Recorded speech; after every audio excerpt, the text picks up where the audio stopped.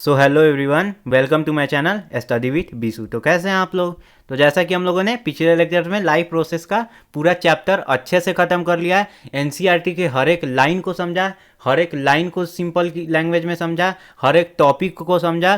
कोई भी ऐसा एनसीईआरटी का टॉपिक और कॉन्सेप्ट लाइफ प्रोसेस का नहीं है जिसको मैंने कवर नहीं किया है। तो जिन लोगों ने वो लेक्चर्स नहीं देखे हैं उन सारे लेक्चर्स का लिंक मैंने डिस्क्रिप्शन में दे दिया है, वो लेक्चर देख लें, देन इस लेक्चर पे आएँ। तो जो लोग थोड़ा सा नए हैं उनको मैं 2 मिनट बस इंट्रोडक्शन दे दूं।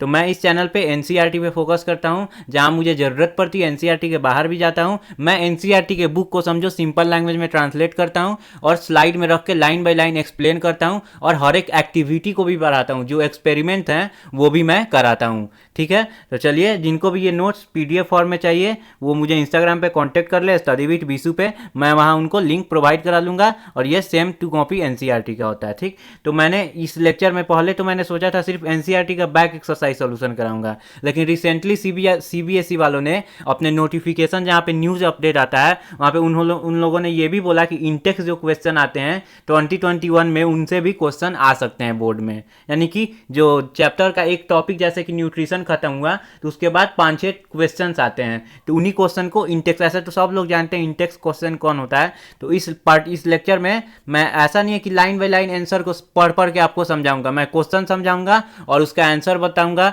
जिनको भी चाहिए वो तो अपने मन से ही आप लिखो तो वो सबसे बेटर है। ठीक है, लेकिन अगर आपको तब भी लगता है कि अगर नहीं हमको इसको एक बार अपने से भी पढ़ना है तो वो मुझसे एनसीईआरटी का ये जो नोट्स है एक्सरसाइज सोल्यूशन वो पीडीएफ फॉर्म में भी ले सकते हैं। तो चलिए इसी के साथ अपना शुरू करते हैं। तो पहले हम लोग इंटेक्स क्वेश्चन देखेंगे, देन लास्ट में एक्सरसाइज क्वेश्चन देखेंगे। ठीक है, तो चलिए शुरू करते हैं। तो पेज नंबर 95 पे है, इंटेक्स क्वेश्चन से हम लोग शुरुआत करेंगे। Why diffusion is insufficient to meet the oxygen requirements of multicellular organism like humans. मतलब कि क्वेश्चन ये कह रहा है कि जैसे अमीबा में डिफ्यूजन के थ्रू, मतलब कि gaseous exchange one cell organism में डिफ्यूजन के थ्रू हो जाता है, बल्कि जो मल्टी सेलुलर ऑर्गेनिज्म है उसमें क्यों नहीं होता है ऐसा। तो यूनिसेलुलर ऑर्गेनिज्म के पास मतलब स्पेशलाइज्ड ऑर्गन नहीं होते हैं, जैसे ह्यूमन बींग्स के पास देख लो लंग्स है, यानी स्पेशलाइज्ड ह्यूमन बींग्स के अंदर अलग अलग, या फिर कोई भी मतलब जो मल्टी सेलुलर ऑर्गेनिज्म होते हैं उनके अंदर स्पेशलाइज्ड ऑर्गन होते हैं जो डिफरेंट डिफरेंट फंक्शन के लिए बने हुए होते हैं। तो इसीलिए मल्टी सेलुलर ऑर्गेनिज्म में ऑर्गन्स अवेलेबल होते हैं, तो वो डिफ्यूजन के थ्रू ऑक्सीजन नहीं लेता है। तो दूसरा क्या है, what criteria do we use to decide whether something is alive. मतलब कि जो हम लोग क्या क्राइटेरिया यूज करते हैं कि कोई चीज़ लिविंग है, मतलब कि लिविंग है यानी नॉन लिविंग नहीं है, लिविंग है। ठीक, तो ये वो जो मैंने लेक्चर 1 लिया हुआ था, पार्ट 1 था लाइफ प्रोसेस का, उसमें मैंने इसी से इंट्रोडक्शन स्टार्ट किया हुआ था। तो जो लोग वो देखे होंगे उनके माइंड में ये चीज़ आ गया होगा। तो मूवमेंट वो मेजर क्राइटेरिया है जिसके बेसिस पे हम लोग कैटेगराइज करते हैं कि कोई चीज़ लिविंग है कि नॉन लिविंग है। ठीक है, तो जैसे कि ह्यूमन बींग्स, या फिर जो ह्यूमन बींग्स में है, जैसे कि डेवलपमेंट और ग्रोथ को हम लोग मूवमेंट को आसानी से देख सकते हैं। जैसे कि हम लोग का हाइट बढ़ता है, हम लोग का डिफरेंट आई होता है वो बढ़ता है, हम लोग मूवमेंट यानी कि वॉकिंग करते हैं, टहलते हैं, एज कम्पेयर टू प्लांट। अगर प्लांट में आप देखो तो उनमें आसानी से हम लोग ग्रोथ को और मूवमेंट को नहीं देख सकते हैं, क्योंकि वो एक स्थान से दूसरे स्थान तक जाते नहीं है, तो उनका लिप्स बढ़ता है, उनका हाइट बढ़ता है, तो उस बेसिस पे उनमें हम लोग मूवमेंट को देख सकते हैं। ठीक है, तो आई होप आपको ये क्वेश्चंस अच्छे से समझ में आ रहे होंगे। तो चलिए आगे चलते हैं। What are outside raw materials used for by a organism. मतलब कि ये क्वेश्चन ये कह रहा है कि ऑर्गेनिज्म, जैसे कि हम एक ऑर्गेनिज्म है, ठीक, हम ह्यूमन बींग्स हैं, तो हमको बाहर से क्या नीड है जिससे हम अपना फूड, बॉडी के अंदर अपना फूड मतलब बना सकते हैं। तो various outside raw materials used by an organism are follow food as a source for supplying energy for materials, oxygen for breakdown the food obtain energy, water proper digestion of food for function inside the body। मतलब कि बहुत सारे raw material हैं जो organism को चाहिए बाहर से, जैसे कि फूड चाहिए जिससे पूरे बॉडी में एनर्जी को प्रोवाइड किया जाए, और ऑक्सीजन चाहिए रेस्पिरेशन के लिए। जो ऑप्टेन हम लोग फूड है उसको आप लोग पढ़े थे रेस्पिरेशन में, हम लोग फूड लेने के बाद डाइजेस्ट करने के बाद भी उससे एनर्जी डायरेक्ट ऑप्टेन नहीं कर सकते हैं। जब रेस्पिरेशन होता है तभी हम लोग एनर्जी ले पाते हैं उस फूड से, डाइजेस्टेड फूड को बर्न करते हैं ऑक्सीजन के प्रेजेंट में, तब हम लोग को एनर्जी मिलता है। और वाटर चाहिए जिससे प्रॉपर डाइजेशन हो और पूरे बॉडी का फंक्शन अच्छे से काम हो। तो ये सारे रॉ मटेरियल हैं जिस पे ऑर्गेनिज्म डिपेंड करता है इन्वायरमेंट पे। मतलब कि ऑर्गेनिज्म यही सब चीज़ है, अगर नहीं मिलेगा तो ऑर्गेनिज्म अपना फंक्शन नहीं कर पाएगा, अपना भूख नहीं मिटा पाएगा, और एक टाइम के बाद फाइनली पूरा स्पीशीज खत्म हो सकता है। तो what process will you consider essential for maintaining life, मतलब कि आप कौन सा मेजर जो लाइफ प्रोसेस है उसको आप कंसीडर करेंगे, तो ये तो आप पर डिपेंड करता है। लेकिन मैंने पार्ट 1 में ये भी टॉपिक लिया हुआ था। तो जैसे कि न्यूट्रिशन यानी कि फूड ऑब्टेन करना, फिर उस फूड से एनर्जी को निकालना यानी कि रेस्पिरेशन, फिर उस एनर्जी को पूरे बॉडी के पार्ट्स तक ले जाना यानी ट्रांसपोर्टेशन, और जो अनडाइजेस्टेड फूड है या फिर जो वेस्ट मटेरियल है उनको बॉडी से बाहर निकालना। ये 4 मेजर लाइफ प्रोसेस हैं जो एक लाइफ के मेंटेन लाइफ को चलाने के लिए इंपॉर्टेंट होते हैं। तो चलिए इसी के साथ आगे चलते हैं। तो अब पेज नंबर 101 पे इंटेक्स क्वेश्चन है। तो what are the difference between autotrophic nutrition and heterotrophic nutrition. तो ऑटोट्रॉपिक आप जानते हो उसमें ऑर्गेनिज्म अपना फूड अपने से प्रिपेयर करता है, और जो हेटेरोट्रॉपिक हैं वो अपना फूड अपने से प्रिपेयर नहीं कर पाते यानी कि वो दूसरे पे डिपेंड करते हैं। इसमें क्लोरोफिल रिक्वायर्ड होता है ऑटोट्रॉपिक में, हेटेरोट्रॉपिक में क्लोरोफिल की नो नीड होती है। फूड इसमें प्रिपेयर डे टाइम में होता है। अब आप बताओ फोटोसिंथेसिस रात में करोगे क्या? रात में सनलाइट आएगा? नहीं आएगा। लेकिन वही हेटेरोट्रॉपिक न्यूट्रिशन में देखो वो रात में भी खाना खाता है। आप लोग रात में खाना खाते हो कि नहीं? तो हम लोग रात में भी अपना न्यूट्रिशन कर सकते हैं और दिन में भी कर सकते हैं, ठीक है। तो all green plants and autotrophic bacteria are the examples of autotrophic nutrition, मतलब कि ऑटोट्रॉपिक के एग्जाम्पल्स हो गए सारे ग्रीन प्लांट्स जो होते हैं वो और कुछ बैक्टीरिया, ठीक। और हेटेरोट्रॉपिक के एग्जाम्पल जैसे ह्यूमन बींग्स हो गए, एनिमल्स हो गए। तो आपको आई होप ये डिफरेंसेस समझ में आ गया हो। तो चलिए आगे चलते हैं। Where do plant get each raw material required for photosynthesis. Sorry ये गलती से ये रेड वाला यहाँ आ गया है। आपको आंसर मतलब क्वेश्चन ये कह रहा है कि प्लांट जो हैं हर एक रॉ मटेरियल्स कहाँ से लेते हैं, मतलब कि फोटोसिंथेसिस के लिए। यानी कि वो आप जानते हो 3 चीज़ की उनको नीड होती है, कार्बन डाइऑक्साइड, वाटर और सनलाइट। तो कार्बन डाइऑक्साइड जो है वो एटमॉस्फेयर से लेता है और एस्टोमाटा उसके अंदर प्रेजेंट होता है। मैंने एस्टोमाटा को पढ़ाया था ना, गार्ड सेल वहाँ पे प्रेजेंट होते हैं। गार्ड सेल ओपन और क्लोज होते हैं उसी टाइम गैसियस एक्सचेंज होता है। तो कार्बन डाइऑक्साइड वो एटमॉस्फेयर से लेता है और प्लांट के किस पार्ट के थ्रू लेता है? तो एस्टोमाटा। और वाटर वो किसके थ्रू लेता है? वो एब्जॉर्ब करता है रूट के थ्रू, कहाँ से? सॉइल के अंदर से। और सनलाइट उसको सनलाइट मिलता है जो क्लोरोफिल एब्जॉर्ब कर लेता है और अपना फूड प्रिपेयर कर लेता है और फोटोसिंथेसिस हो जाता है। तो what are the role of acid in stomach. तो आप बताओ एसिड का हम लोग के स्टोमक में क्या रोल है? मैंने बहुत अच्छे से पढ़ाया था कि ये एसिडिक मीडियम, एक तो पहला तो हाइड्रोक्लोरिक जो एसिड हम लोग के स्टोमक में प्रेजेंट होता है ये एसिडिक मीडियम बनाता है, और इस एसिडिक मीडियम में ही पेप्सिन जो एंजाइम होता है वो डाइजेस्ट करता है प्रोटीन को अमीनो एसिड में। तो एसिडिक मीडियम ये हाइड्रोक्लोरिक एसिड हम लोग के स्टोमक में एसिडिक मीडियम बनाता है, जिसके वजह से पेप्सिन एंजाइम काम करके प्रोटीन को डाइजेस्ट कर देता है अमीनो एसिड में, ठीक। और ये बैक्टीरिया को भी हम लोग के पेट के अंदर के जो जैसे हम लोग फूड खाएं तो उसमें कुछ बैक्टीरिया भी होते हैं तो उसको भी ये किल करता है। तो आई होप ये भी आपको अच्छे से समझ में आ गया हो। तो what are the function of digestive enzyme. तो आप अब ये भी क्वेश्चन इतना इजी क्वेश्चन है कि फंक्शन क्या है डाइजेस्टिव एंजाइम का।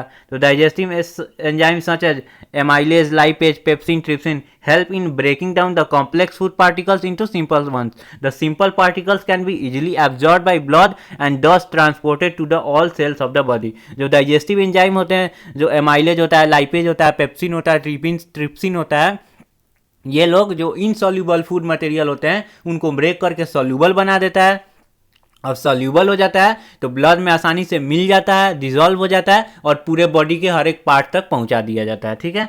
तो how small intestine design to absorb the digested food. तो हम लोगों ने जैसा पढ़ा था कि स्मॉल इंटेस्टाइन के ऐसे फिंगर लाइक प्रोजेक्शन होते हैं जो कि सरफेस एरिया को बढ़ा देते हैं, जिसके वजह से एब्जॉर्प्शन ऑफ फूड बढ़ जाता है, ठीक है। तो आई होप आपको ये भी सारे क्वेश्चन अच्छे से समझ में आ गए होंगे। तो चलिए आगे चलते हैं। तो पेज नंबर 105।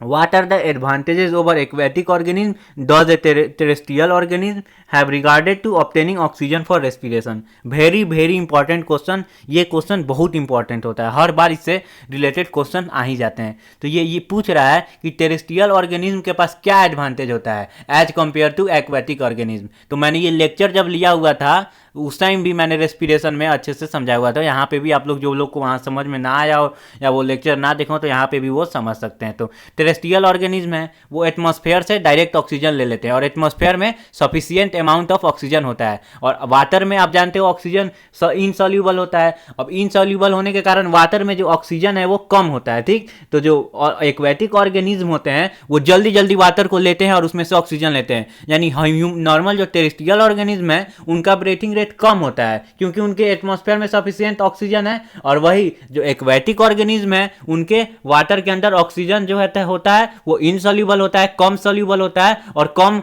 रेशियो में प्रेजेंट होता है वाटर के अंदर ऑक्सीजन। इसीलिए वो ब्रेथ फास्ट करते हैं ताकि अपने बॉडी के अंदर सफिशिएंट अमाउंट में ऑक्सीजन ले पाएं। तो व्हाट आर द, ये क्वेश्चन आई होप आपको अच्छे से समझ में आ गया हो। तो दूसरा question, what are the different ways in the glucose to is oxidise to provide energy in various organism. मतलब कि जो हम लोगों ने रेस्पिरेशन में पढ़ा था कैसे ग्लूकोज को ब्रेक कर करके जो एरोबिक होता है और एनारोबिक रेस्पिरेशन है, वही 3 पैथवे के बारे में बताना है। तो पहला पैथवे ईस्ट में होता है जो एनारोबिक रेस्पिरेशन होता है, सॉरी हाँ एनारोबिक रेस्पिरेशन होता है। उसमें क्या होता है, उसमें ऑक्सीजन जो होता है वो नहीं होता है, यानी कि एब्सेंस ऑफ ऑक्सीजन में होता है। और किस में होता है, ईस्ट में होता है। इसमें क्या बाई प्रोडक्ट फॉर्म होते हैं, इथेनॉल और कार्बन डाइऑक्साइड और एनर्जी फॉर्म होते हैं, ठीक है। और वही एरोबिक रेस्पिरेशन में ये ऑक्सीजन के प्रेजेंस में होता है और ये CO2 और वाटर और एनर्जी रिलीज करता है। और यही ह्यूमन बींग्स के अंदर अगर इन सब, जैसे कि हम लोग दौड़ लें, ज़्यादा खेल कूद कर लें या फिर बहुत तेज रनिंग का काम कर लें, तो उसमें हम लोग को बॉडी के सेल तक सफिशियंट अमाउंट में ऑक्सीजन नहीं पहुंच पाता, जिसके कारण CO2 और वाटर और एनर्जी फॉर्म होने की जगह लैक्टिक एसिड और एनर्जी फॉर्म हो जाता है। तो आई होप आपको ये भी अच्छे से समझ में आ गया होगा। देखो आप जो भी मैं पढ़ाया हुआ हूँ लेक्चर में वही सारे क्वेश्चन यहाँ पे आ रहे हैं, as it is same question है। तो जिन लोगों ने लेक्चर मेरा देखा होगा तो उनको आई होप अच्छे से सब चीज़ यहाँ वो क्वेश्चन देखते ही उनके दिमाग में आ जा रहा होगा कि हाँ इसका सॉल्यूशन ऐसे होगा।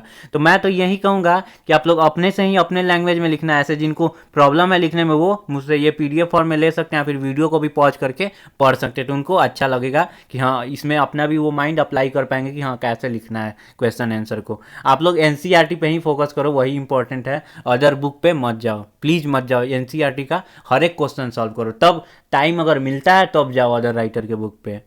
तो चलिए आगे चलते हैं। How is oxygen and carbon dioxide transported in human beings. तो पूछ रहा है कि ह्यूमन बींग्स के अंदर कार्बन डाइऑक्साइड और ऑक्सीजन कैसे ट्रांसपोर्ट होता है, ठीक है। तो ऑक्सीजन ट्रांसपोर्ट कैसे होता है, तो वो ब्लड के अंदर हेमोग्लोबिन होता है, जो हेमोग्लोबिन जो होता है वो ऑक्सीजन को डिजोल्व कर लेता है अपने अंदर और पूरे बॉडी पार्ट तक लेके चला जाता है। और वही कार्बन डाइऑक्साइड जो वाटर में सॉल्यूबल होता है तो वो ब्लड प्लाज्मा में ही सॉल्यूबल हो जाता है, यानी डिजोल्व हो जाता है और पूरे बॉडी तक चला जाता है। यानी कि दो चीज ऑक्सीजन और कार्बन डाइऑक्साइड कैसे जाता है, तो कार्बन डाइऑक्साइड जानते हैं कि वाटर में सॉल्यूबल होता है तो वो ब्लड के प्लाज्मा में ही डिजोल्व हो जाता है और पूरे बॉडी तक चला जाता है। और वही ऑक्सीजन को देखिए तो वाटर में इनसॉल्यूबल होता है, तो इसीलिए वो ब्लड के अंदर जो रेड कार्बोसेल्स होते हैं उनके अंदर हीमोग्लोबिन नाम का पिगमेंट होता है जो कि ऑक्सीजन को डिजोल्व कर लेते हैं अपने अंदर, एब्जॉर्ब कर लेते हैं और पूरे बॉडी पार्ट्स तक ले जाते हैं।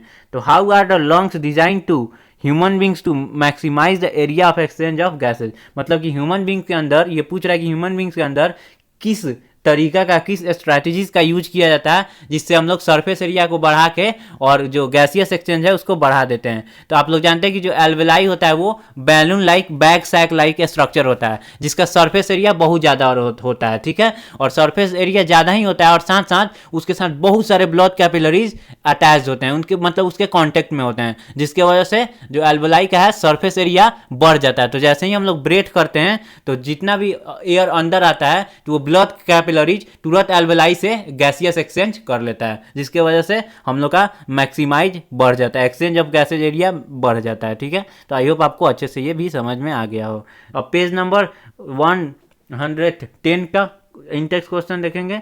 What are the components of transport system in human beings, what are the function of this components. तो ये अच्छा क्वेश्चन है, जिसको लाइन बाय लाइन आप लोग देख लो। द कंपोनेंट्स ऑफ ट्रांसपोर्ट, मतलब ये क्वेश्चन ये पूछ रहा है कि जो ट्रांसपोर्ट सिस्टम, ट्रांसपोर्टेशन होता है ह्यूमन बींग्स में, उसमें किस किस सिस्टम का क्या क्या फंक्शन है, तो उसको हम लोग को देखना है। तो हार्ट एक होता है हम लोग के अंदर जो कि पंप करता है ब्लड को, पूरे बॉडी पार्ट तक ब्लड को पंप करता है और पूरे बॉडी पार्ट तक ब्लड डीऑक्सीजनेटेड ब्लड को भेजता है, ऑक्सीजनेटेड ब्लड को भेजता है, फिर सेल उसको यूज करके डीऑक्सीजनेटेड ब्लड हार्ट को भेज देता है, फिर जो वो हार्ट है वो लंग्स को भेजता है, फिर वहाँ डीऑक्सीजनेटेड ब्लड जो है वो प्योर हो जाता है, यानी कि गैसियस एक्सचेंज हो जाता है एल्वेलाई के पास, और फिर वो ऑक्सीजनेटेड ब्लड हार्ट के पास आता है, फिर वो हार्ट पूरे बॉडी तक भेजता है। तो यही सर्कुलेशन चलते रहता है। और अब जैसे कि अब ब्लड पूरे बॉडी में ट्रैवल कर रहा है तो ब्लड के लिए भी एक ब्लड नेटवर्क होता है जिसको हम लोग ब्लड वेसल्स बोलते हैं। अब ये ब्लड वेसल्स पूरे बॉडी में फैले हुए होते हैं, पूरे बॉडी में सर से लेके पैर तक होते हैं, जिसके थ्रू ये ब्लड ट्रेवल्स करता है। ठीक है, तो आई होप आपको ये अच्छे से समझ में आएगा। Why is it necessary to separate oxygenated and deoxygenated blood in mammals and birds? तो ये क्यों नेसेसरी है कि ऑक्सीजनेटेड ब्लड और डीऑक्सीजनेटेड ब्लड को सेपरेट किया जाता है मैमल्स और बर्ड्स में? तो क्यों? तो ये नेसेसरी इसलिए होता है, अगर दोनों एक साथ मिक्स हो जाए तो अच्छे से एनर्जी सप्लाई बॉडी में नहीं हो पाएगा, अच्छे से रेस्पिरेशन नहीं होगा, अच्छे से ट्रांसपोर्टेशन नहीं हो पाएगा। तो इसीलिए इनको अलग रखा जाता है। और जो हम लोग मैमल्स और जो बर्ड्स होते हैं, इनको हाई एनर्जी की नीड होती है, तो इसीलिए ये भी एक रीजन होता है जिसके वजह से उनको अलग रखा जाता है, सेपरेट रखा जाता है। तो आई होप आपको ये भी अच्छे से समझ में आ गया होगा। तो चलिए आगे चलते हैं।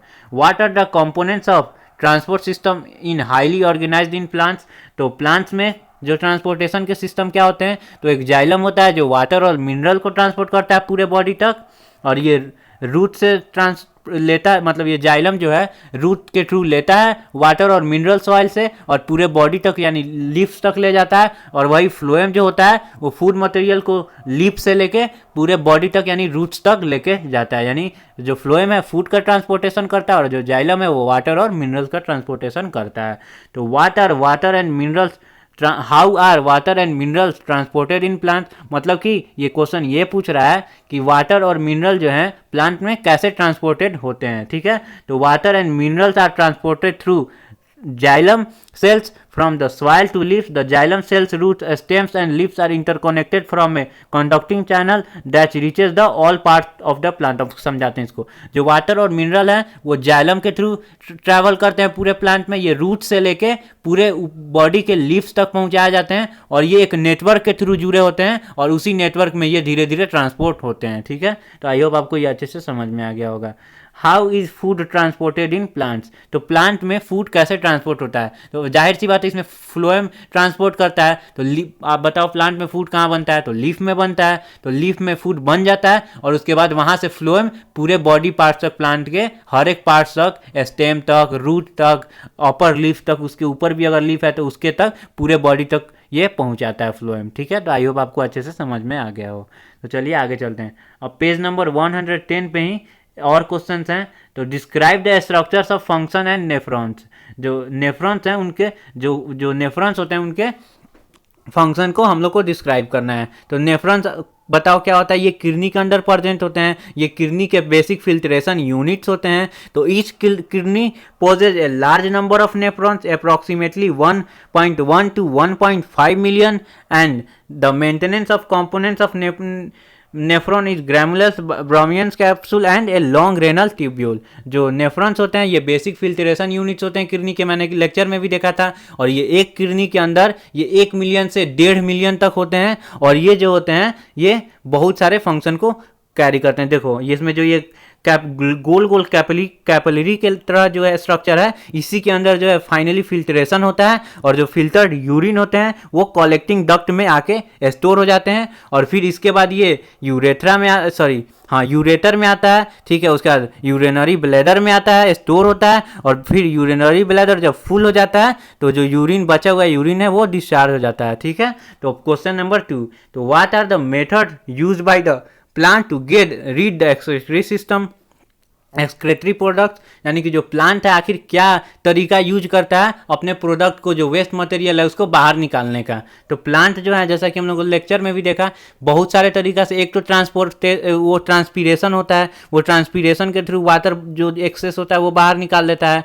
और जैसे कुछ जो प्लांट होते हैं वो रेजिन्स निकालते हैं, कुछ जो आप सुने होंगे कुछ रबर वाले प्लांट होते हैं, कुछ गम वाले प्लांट होते हैं जो गम के थ्रू अपना वेस्ट मटेरियल बाहर निकाल देते हैं। कुछ प्लांट ऐसे होते हैं कि एक लीफ है, लीफ के अंदर अपना सारा वेस्ट मटेरियल डाल देते हैं और फाइनली वो लीफ सूख जाता है कुछ टाइम के बाद और सेड ऑफ हो जाता है यानी कि प्लांट से गिर जाता है। ठीक है, तो how is amount of urine produced regulated? मतलब कि यूरिन जो है कैसे, मतलब कि जैसे देखो अमाउंट जो यूरिन का है वो कैसे प्रोड्यूस होता है, कैसे रेगुलेट होता है? तो in amount of urine produce depends on the amount of excess water and dissolve waste as present in body, मतलब कि ये क्वेश्चन बेसिकली ये कह रहा है कि यूरिन प्रोडक्शन कैसे रेगुलेट होता है, यानी कि यूरिन हम लोग के बॉडी में क्यों बनता है, कैसे बनता है और कितना, मतलब इस सेंस में आप क्वेश्चन को ले सकते हो। तो हम लोग के बॉडी के अंदर कितना ज़्यादा एक्सेस पानी है और कितना ज़्यादा एक्सेस मटेरियल है, ये इसके बेसिस पे बनता है यूरिन, कि कितना यूरिन बनेगा और कब बनेगा। तो आई होप आपको ये भी अच्छे से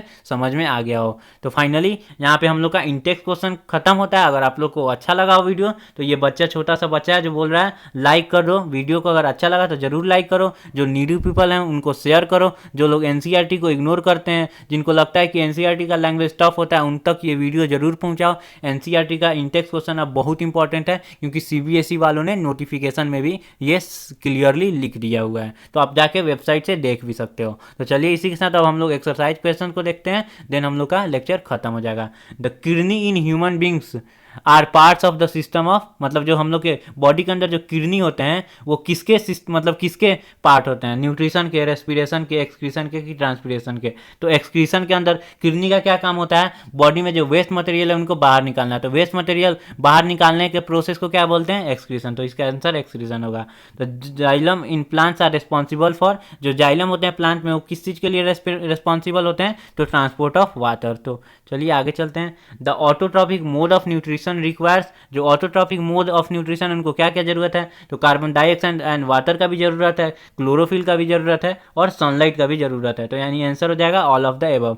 the break down of pyruvate give carbon dioxide water and energy takes place in. अब ये क्वेश्चन थोड़ा सा दिमाग जो पढ़े होंगे अच्छे से याद होगा इक्वेशंस उनके लिए है। देखो अब पायरुवेट को ब्रेक करके वाटर, एनर्जी और कार्बन डाइऑक्साइड किस पार्ट में ऑप्टेन किया जाता है, तो देखो जो ग्लूकोज होता है उसको तो साइटोप्लाज्म में ब्रेक करके पायरुवेट में चेंज कर दिया जाता है। ये तो हर एक या एनारोबिक हो या एरोबिक हो सब में सेम होता है, ठीक। अब उसके बाद जो एरोबिक होते हैं उसमें साइटोप्लाज्म में ही ब्रेक डाउन हो जाता है पायरुवेट का भी, लेकिन जो एरोबिक रेस्पिरेशन होता है जो ह्यूमन बींग्स के अंदर होता है उसमें सेल के माइटोकॉन्ड्रिया में वो पायरुवेट को ब्रेक किया जाता है। तो आंसर हो जाएगा इसका माइटोकॉन्ड्रिया। तो इक्वेशन वो तीनों याद कर लो, बहुत इंपॉर्टेंट होता है, ठीक है।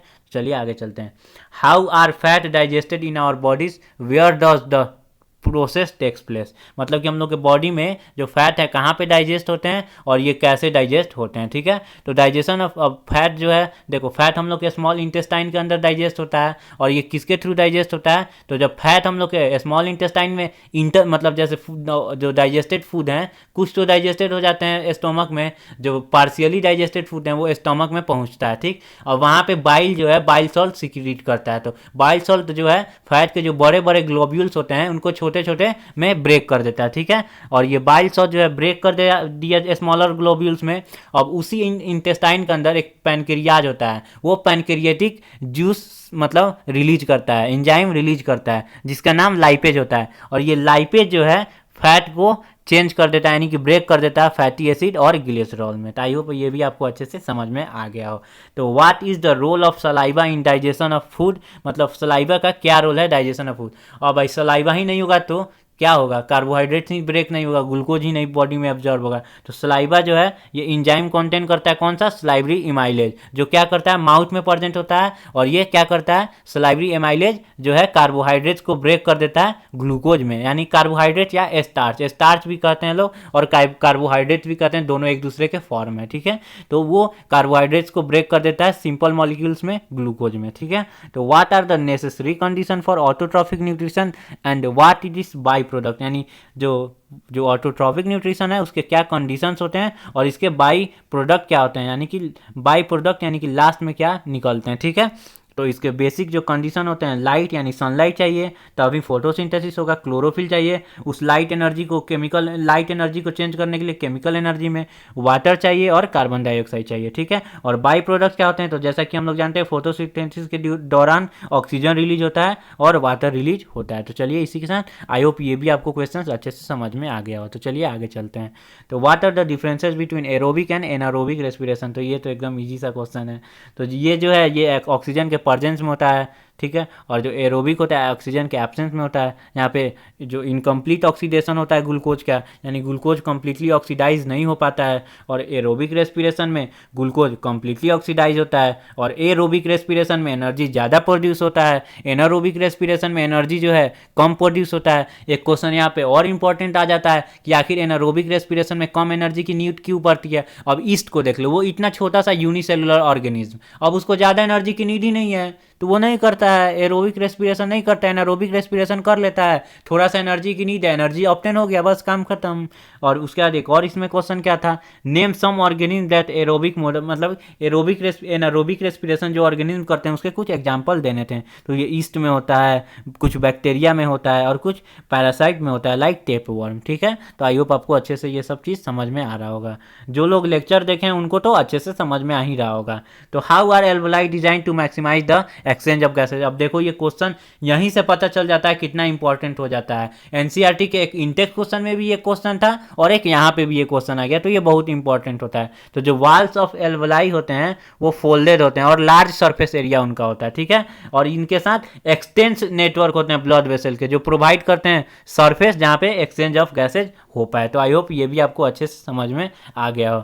तो what will be the consequence of a deficiency of a haemoglobin in our bodies. अगर आप ये बताओ कि अगर हम लोग के बॉडी के अंदर हीमोग्लोबिन कम हो जाए तो हम लोग को क्या होगा। ठीक, तो जो हीमोग्लोबिन है हम लोग के बॉडी के अंदर आरबीसी के अंदर प्रेजेंट होता है और इसको हाई एफिनिटी होता है ऑक्सीजन के लिए, यानी ऑक्सीजन को यही डिजॉल्व करके पूरे बॉडी तक पहुंचाता है। ठीक है, तो जब यही नहीं रह जाएगा और लेस हीमोग्लोबिन हो जाएगा तो हम लोग को बॉडी के टिश्यू तक अच्छे से एनर्जी नहीं मिलेगा। अब अच्छे से एनर्जी नहीं मिलेगा तो वो बॉडी क्या करेगा, काम नहीं करेगा, तुरंत थक जाएगा, तुरंत वो मतलब कि हार जाएगा, थक जाएगा। अब उसको एनर्जी ही नहीं मिल रहा है, बॉडी के सेल को एनर्जी ही नहीं मिल रहा है, तो वो क्या फंक्शन करेगा, क्या अपना मेटाबॉलिक एक्टिविटी करेगा। तो इसीलिए ह्यूमन बींग्स तुरंत टायर्ड हो जाएंगे, एनर्जी लेस फील करेंगे, उनको एनर्जी की कमी हो जाएगी। तो describe the double circulation in human beings. तो बहुत इंपॉर्टेंट क्वेश्चन है, ह्यूमन सर्कुले मतलब कि ह्यूमन बींग्स में डबल सर्कुलेशन कैसे होता है, तो ये हम लोग अच्छे से समझेंगे। एक तो हार्ट डीऑक्सीजनेटेड ब्लड को भेजता है लंग्स तक, ठीक, वहाँ प्यूरिफिकेशन हो जाता है और ऑक्सीजनेटेड ब्लड फिर हार्ट तक आया, तो एक सर्कल तो ये हो गया। और फिर वो ऑक्सीजनेटेड ब्लड हार्ट भेजता है पूरे बॉडी पार्ट्स तक, ठीक, और फिर वहाँ पे गैस एक्सचेंज होता है और फिर डीऑक्सीजनेटेड ब्लड हार्ट तक आता है। तो इस तरह से हार्ट के पास 2 बार ब्लड आता है, तो ये डबल सर्कुलेशन होता है। आई होप अच्छे से समझ में आ गया हो। ये आप लोग पीडीएफ ले लेना, एक बार अच्छे से और पढ़ लेना, ठीक। तो what are the difference between transport of materials in xylem and phloem. तो जाइलम जो है आप जानते हैं वाटर और मिनरल्स को ट्रांसपोर्ट करता है, और जो फ्लोएम है वो क्या करता है, वो फूड को प्रोड्यूस मतलब ट्रांसपोर्ट करता है प्लांट में। और ये डायरेक्शन इनका देखो, जो ट्रांसपोर्ट है मतलब जाइलम जो है अब रूट से एब्जॉर्ब करता है वाटर एंड मिनरल, तो नीचे से ऊपर की तरफ यानी कि रूट से लेकर लीव्स तक जाता है। और वही फ्लोएम जो है लीफ में फूड बनता है, तो लीफ से लेके रूट तक आता है। तो ये बाई डायरेक्शनल होता है फ्लोएम में, और जो जाइलम होता है उसमें यूनी डायरेक्शनल होता है। तो जाइलम कंसिस्ट ये मत पढ़ो आप, बस 2 डिफरेंस देख लोगे बहुत है, फेयर है। Compare the functioning of alveoli in lungs and nephrons in kidney with respect to their structure and function. तो देखो इन एल्वेलाई में और नेफ्रॉन में डिफरेंस हम लोग को बताना है। तो एल्वेलाई में क्या होता है, एक्सचेंज ऑफ गैस होता है, यानी कि ऑक्सीजनेटेड ब्लड डीऑक्सीजनेटेड होता है, ठीक। वही नेफ्रॉन में भी वही काम होता है, यहाँ पर भी प्यूरिफिकेशन का काम होता है, लेकिन यहाँ पे जो ब्लड जो है उसके नाइट्रोजेनियस वेस्ट का प्यूरिफिकेशन होता है, यानी कि लिक्विड वाला प्यूरिफिकेशन होता है, और वही एल्वेलाई में गैसियस प्यूरिफिकेशन होता है। और ये दोनों का फंक्शन देख लो, तो जो इसमें होता है, इसमें एल्वेलाई जो है यहाँ पर गैस जो है गैसियस एक्सचेंज होता है, इसमें ब्लड कैपिलरीज होते हैं एल्वेलाई के सरफेस पर जिसके थ्रू होता है। और वही नेफ्रॉन में जो है क्लस्टर ऑफ नर्व सेल्स होते हैं, मतलब कि जो नेफ्रॉन होता है वो क्लस्टर में होता है, यानी गुच्छा में एक नर्व्स होते हैं, यानी ब्लड कैपिलरीज होते हैं, वहीं पे प्यूरिफिकेशन होता है और यूरिन फॉर्म होता है। और यहाँ पे फाइनली क्या फॉर्म होता है, ऑक्सीजनेटेड ब्लड फॉर्म होता है, डीऑक्सीजनेटेड ब्लड प्यूरिफाई हो जाता है, ठीक है। एल्वेलाई जो होते हैं वो साइट ऑफ गैस एक्सचेंज होते हैं, और जो नेफ्रॉन्स होते हैं वो बेसिक फिल्ट्रेशन यूनिट होते हैं ब्लड के नाइट्रोजेनियस वेस्ट के। तो आई होप यहीं पर हम लोग का ये एनसीईआरटी का इंटेक्स क्वेश्चन और एक्सरसाइज क्वेश्चन खत्म होता है। तो आई होप आप लोग को अच्छे से समझ में आ गया हो, ठीक है। तो चलिए, थैंक यू पूरा वीडियो देखने के लिए, बहुत बहुत धन्यवाद। तो अब जैसा कि मैंने बोला था कि मैं पहले बायो का 10th का चैप्टर 1 खत्म किया, देन अब मैं केमिस्ट्री का खत्म करूंगा, उसके बाद फिर फिजिक्स का। तो अगले लेक्चर्स में हम लोग मिलेंगे केमिकल रिएक्शन एंड इक्वेशन के साथ। इसमें जरूर मैंने अट्रैक्टिव थोड़ा सा लुक बनाया है जिससे आपको भी इंटरेस्ट आए पढ़ने में, और मैं सारे एक्सपेरिमेंट्स को कराऊंगा। इसके लिए आप बेफिक्र हो जाओ, एनसीईआरटी का हर एक लाइन, हर एक एक्सपेरिमेंट, हर एक इंटेक्स क्वेश्चन और हर एक एक्सरसाइज कराना मेरी अब जिम्मेदारी है, मैं पूरा कंप्लीट जरूर कराऊंगा। ठीक है, तो चलिए अब अगले लेक्चर्स में हम लोग chemical reaction and equation part 1 देखेंगे। तो चलिए, जिन लोगों को मेरा चैनल अच्छा लगा तो जरूर इस वीडियो को लाइक कर दो और चैनल को शेयर करो, इनको उन लोगों तक पहुंचा जिनको एनसीईआरटी नहीं समझ में आता है। अभी तो लॉकडाउन भी चल रहा है पूरे कंट्री में, कोविड का प्रॉब्लम है, कोरोना वायरस हर जगह चल रहा है, जिसकी वजह से स्कूल भी सेशन भी लेट हो गया है। तो आप लोग अपना पढ़ाई शुरू कर दो, बेटर रहेगा। आखिर घर में बैठे हो, झूठ मूठ का इधर उधर करने से बेटर है कि आप लोग पढ़ो, इसको नीडी पीपल तक पहुंचा दो जो कि अच्छे से समझ पाएँ, वो भी पढ़ पाएँ। मैं डेडिकेटेड हूँ, फ्री एजुकेशन दे रहा हूँ, एक भी पैसा ना मैं नोट्स का लेता हूँ, ना ही मैं अपना वेबसाइट बना के प्रमोशन करता हूँ कि मेरे वेबसाइट पे आओ तो मैं फुल कोर्स दूंगा। मैं सारा फुल कोर्स यहीं पर दूंगा, हमेशा दूंगा, और सारा एनसीईआरटी बेस्ड होगा। तो चलो, चैनल को सब्सक्राइब कर दो, शेयर कर दो, लाइक कर दो और बेल बटन को दबा दो, जिससे कि मैं जो भी वीडियो डालूं आपको तुरंत पहुंच जाए। तो चलिए, इसी के साथ हम लोग का लेक्चर खत्म होता है। बाय बाय, मिलते हैं केमिकल इक्वेशन एंड रिएक्शन के चैप्टर में।